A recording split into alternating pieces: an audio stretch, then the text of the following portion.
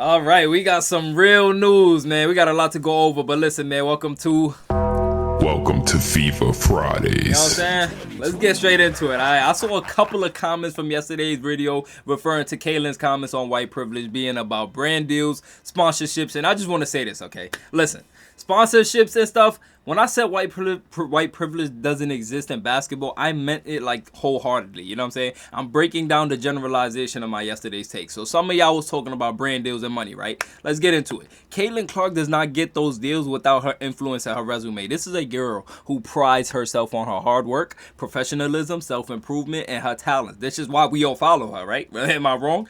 But we talking about privilege right now. Another thing not being mentioned is a $2 billion media deal being brought into the WNBA, which is all the Caitlyn effect. Facts.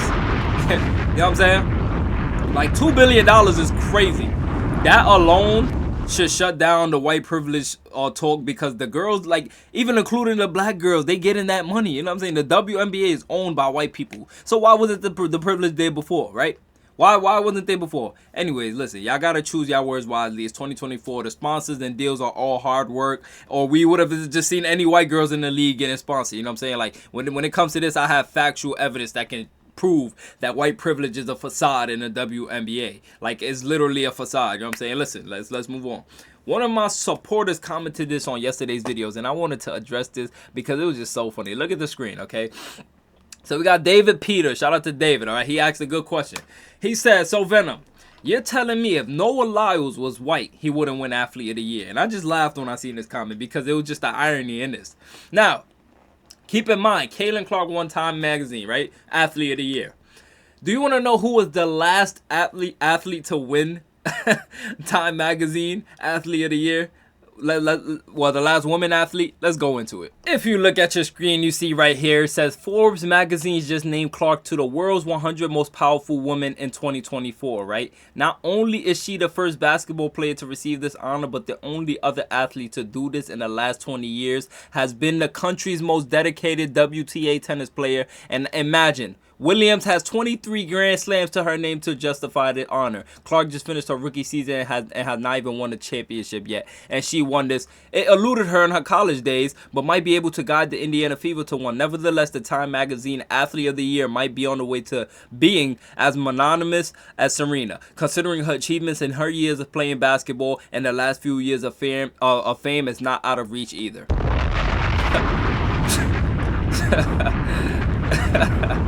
Like, this girl is just doing things that's unthinkable. Like, she's like, I don't even know how to explain it. Let's move on though, okay? I saw other comments talking about how she was raised as white privilege. Like, it just, I like, the internet just was interneting yesterday. You know what I'm saying? I seen comments talking about how she was raised as white privilege. It was a little sad that I have to explain this, you know what I'm saying? But being raised by both parents is not white privilege. I don't know who made this up. Even having resources and connections. It's almost 2025. I have black friends who grew up with both parents with resources and connections. That is literally based off us, like that type of situation is based off your situation. You know what I'm saying? Everybody's situation is different. That's a variable. You can't even calculate. Like, there's poor white parents who struggle to get by. And then there's white people who set themselves up for their kids in the future. You know what I'm saying? The same way there's poor black kids being raised in the struggle like me. I'm going to be honest. And I ain't complaining. I got all the reason to point and say, oh, white privilege because I didn't have it all growing up. But look how I turned out. I still got my head on straight. It's how you know what I'm saying? And then there's black people who were raised with all the resources at their disposal. I ain't gonna blame and say black privilege. You know what I'm saying? Everybody's situation is different. You know what I'm saying? But listen, man. So listen, like, they invested their life resources into Kaylin, and they worked hard. Like, shout out to Kaylin's parents, you know what I'm saying? Because nothing in his life is given. Everything is earned. We're not going to make it seem like people was born with $1 million. It started from somebody working hard. And they made sure that Kaylin was number one. Like, their parents put their whole life. They sacrificed so much. And I would want to ask them, how much did they sacrifice? I know they sacrificed days from work, money, like a bunch of things. Like, where they had to choose between Kaylin. Because keep in mind, Kaylin was just a girl from Iowa. It was no guarantee that she was making it to the WNBA. Y'all gotta keep that in mind. See, it's easy to look at Kaylin right now and be like, oh yeah, that's C22, the biggest thing in the world. But you gotta understand, at a point in time, nobody cared about this girl. It was a point in time where, you know what I'm saying? Like, let's move on, you know what I'm saying? All right. You want to know why Caitlyn is getting all this money from deals? Because she's the most marketable. And before we get into that, because that's we're going to get into that lesson later on. Let's get into some Fever news, okay? So, we have hired Keith Porter as player development coach. Can anybody confirm what he is? I clicked on the link and this is what popped up. So apparently Stephanie White was just dragging everybody from the sun that she liked, huh? She trying to really continue that success over here. But look, Indiana Fever hires Keith Porter as player development coach. Indianapolis, the Indiana Fever announced today that the team has hired Keith Porter. Yeah, we read that. Porter was most recently the player development coach with the Connecticut Sun through 23 to 24 season, during which time he worked with the current Fever head coach Stephanie White and played a key role in the development of all WNBA first team member Alyssa Thomas, WNBA All-Stars DeWanna Bonner and Brianna Jones, and the WNBA Most Improved Player Dejanay Carrington. Porter is also the head coach for Kosovo Heritage Basketball Academy, which focuses on training and development more than 400 players annually in Pristina, Kosovo. I don't know where that's at. Porter played college basketball for 2 seasons. I like that, at the University of Connecticut at Avery Point Division III, where he led the nation in scoring. Okay, we got a baller on it. Hold on. We got a black brother that was balling, all right? Was named All-American and was eventually inducted into the program's Hall of Fame. He also played professionally in Spain and Puerto Rico. Okay, well, we got somebody with experience. I like how that sound already, you know what I'm saying? All right, I seen this post on Twitter last night while X, and somebody said it's so bad on both sides. Everyone wants Caitlin Clark to do and be what they want, yet most couldn't handle a day in her shoes. You have the white people mad that she brought up their privileges for them, and you have the black people mad that she waited and still upset. Y'all are insane and pitiful. Caitlin Clark is 22 and trying to navigate this situation, and everyone who has some underlying racism and prejudices about themselves just need to STFU. Do some self-reflection, because she's not the problem at this point. It's all of you who are never satisfied and projecting. Preach. Like, I'm gonna be honest.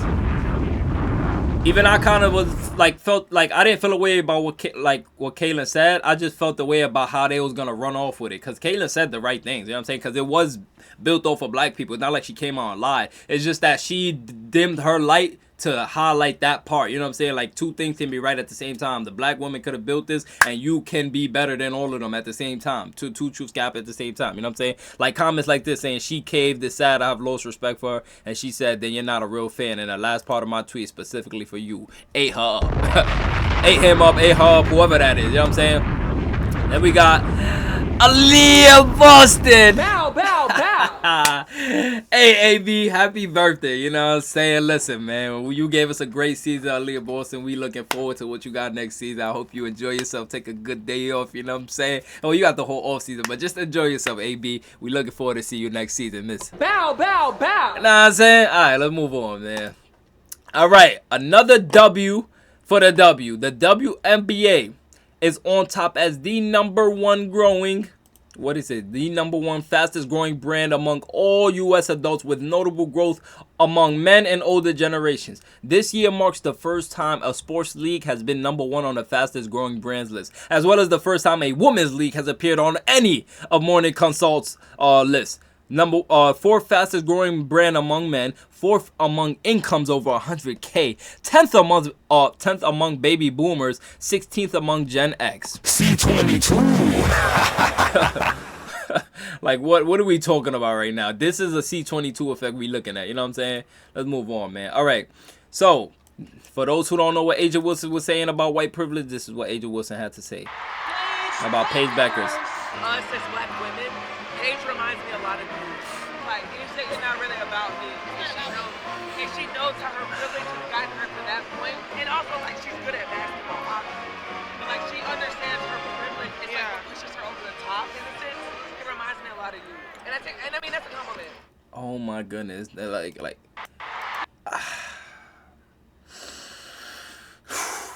Wow. Wow. Just look at this part right here. Us as black women, okay? Cool. The line that follows this is just, like, hypocritical. Paige reminds me a lot of you. Paige reminds me of a lot of you. Oh, my God.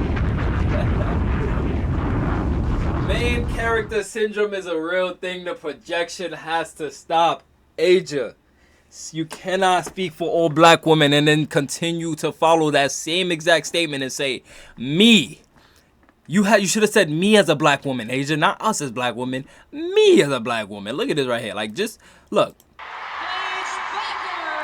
Us as black women. Us as black women. You should proceed on to say, Paige reminds us a lot of you, but you can't say that because you know the black woman gonna disagree with you. You know what I'm saying? This is Kelsey Plum, if I'm not mistaken, right? Because they said that's Kelsey Plum.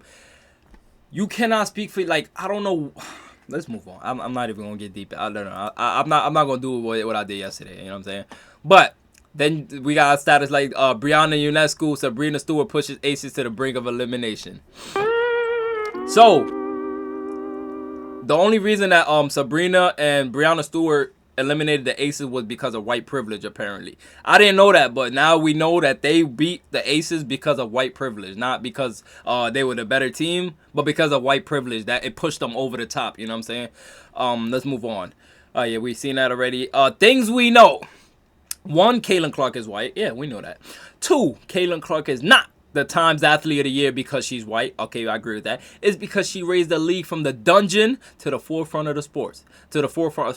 3, she doesn't have to become an activist for you, like I said in my yesterday's video. Find your own voice in this world. Thank you, bro. Oh my goodness. Thank you. What do we have here? We got Sydney, one of Caitlin's old Iowa teammates. And the caption is, once you play with a generational playmaker like Caitlin, it really does ruin you. And I'm assuming she's reflecting on not playing with not having Caitlin on her team no more. All right. The defense obviously was very spread out last year a little bit more. I mean, people were guarding Caitlin all the way at the logo, but just her passes, like, you would find yourself open, and at times you wouldn't think you would be open. And I think I'm definitely, like, still figuring that out. Like, I'll be on the perimeter, like, think I'm open for a shot, and, like, not that I'm not getting the ball, but, like, last year I would, like, have that shot right away. But I think that is also a chemistry thing, and just playing with Caitlin, like, her knowing, like, passes like she does. So it's definitely an adjustment. But 2, I hadn't practiced, like, with the team for quite a while, so just getting chemistry with everyone else is really important. But more than anything, I just have to play my game and be aggressive. There's no excuses, and I just got to keep working hard. And she just politely said, these point guards ain't finding me like C22 did. C22. You know what I'm saying? She said, last year I was open when I didn't even know I was open. This year I know I'm open. She know I'm open, and I still ain't getting that orange pill. Like, damn, I'm not even gonna lie to you. I feel bad for her. Like, she's smiling and everything, but deep down, like, that gotta suck. Like, that has to suck. You know, like, losing somebody like Caitlin. Oh my God, I know that. Like, as a role player, like, you just being set. That's what I'm saying. When you playing basketball with somebody who, like, make your job so easy, it's like, you don't gotta complain much. All you gotta do is do your job, be in the spot, and if you got a point guard that's nice, they're gonna pass you the ball. You know what I'm saying? Anyway, let's move on, man. I know that hurt. I have never seen people obsess over an athlete's race like I've never seen people obsess over an athlete's race like is the case with Caitlin Clark. Been a hoops head my whole life, and basketball conversations aren't historically hijacked like this. Yes, I don't know when this started, but I guess it's because it's a white girl being the face of the league. I don't know. A white straight girl took over an activist league. Hate is all they have left. It's an embarrassment. See, I didn't watch the WNBA, so y'all let me know, like, because I've been getting these comments since I started doing my reactions. Is the WNBA really like a activist league, like a whole agenda? Like, I know they got like little agendas going on, but is it really like that deep? You know what I'm saying? All right, let's move on though. Caitlin Clark is one of the world's 100 most powerful women. This came out on the Forbes today. 1, pretty cool is one way to describe the year that Caitlin Clark has had. Groundbreaking, galvanizing, and history-making are others. After leading Iowa to the NCAA Women's Finals, which was watched by a record 18.7 million viewers, 24 million at its peak, making it one of the most watched games in college basketball history and surpassed the men's final for the first time. Clark went on to become the #1 pick in the 2024 WNBA draft.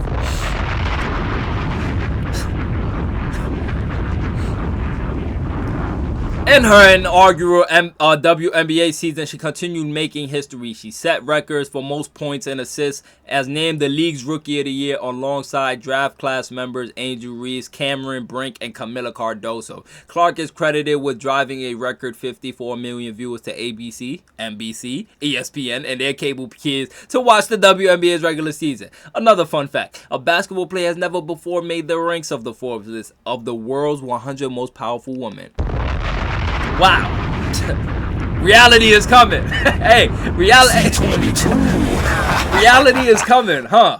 Serena Williams, tennis ace, is one of the only other athletes to appear in the rankings in the last 20 years, but the 22-year-old Clark was a driving force in a game-changing year for the women's sports. I think sometimes you need a unifier, Dawn Staley said. I think Caitlin Clark has done a tremendous job at being the person people want to see. She's brought a different set of eyeballs to our game. Yes, indeed. You know what I'm saying? Let's move on now. All right.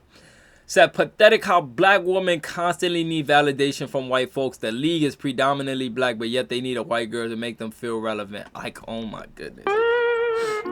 When are we gonna stop with this narrative? I'm not even gonna run my blood pressure out there. Like, when are we gonna stop with it? I laugh at it now, honestly. Like, I like, you know what I'm saying?